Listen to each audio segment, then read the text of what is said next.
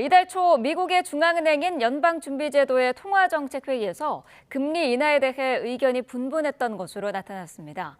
새해 미국의 금리 인하는 두 차례 안팎으로 이뤄진 뒤 2, 3분기에 끝날 것이라는 관측이 나오고 있습니다. 뉴욕에서 이승윤 특파원입니다. 이달 초 연방공개시장위원회 FOMC 회의에서 위원 중 9명은 0.25%포인트 금리 인하에 찬성했고 이례적으로 3명이 반대했습니다. 위원들은 인플레이션이 하락한다면 추가 금리 인하가 적절할 것으로 판단했습니다. 다만 미세한 차이로 금리 인하를 결정했거나 금리를 동결하는 결정을 지지할 수도 있었다는 의견도 제시됐습니다.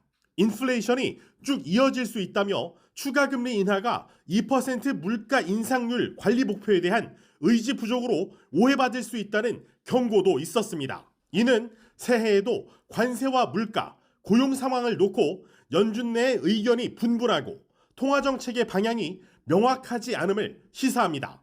월가의 10개 주요 투자은행 중 골드만삭스와 뱅크 오브 아메리카 등 6곳은 연준이 0.25%포인트 금리 인하를 두 차례 단행할 것으로 예상했습니다.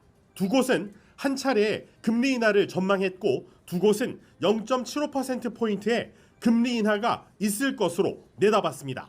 투자은행들은 트럼프 행정부의 정책 불확실성 완화와 감세, 기업 투자 지속으로 내년 2분기에서 3분기 중에 금리 인하가 마무리될 것으로 전망했습니다.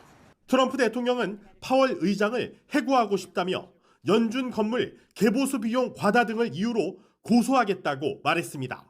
We're thinking about bringing a suit against Powell for incompetence. From the he should board resign. You know, entirely? be a favor to the nation. 파월 의장의 임기는 내년 5월에 끝나지만 2028년 1월까지 연준 이사 임기가 남아 있습니다.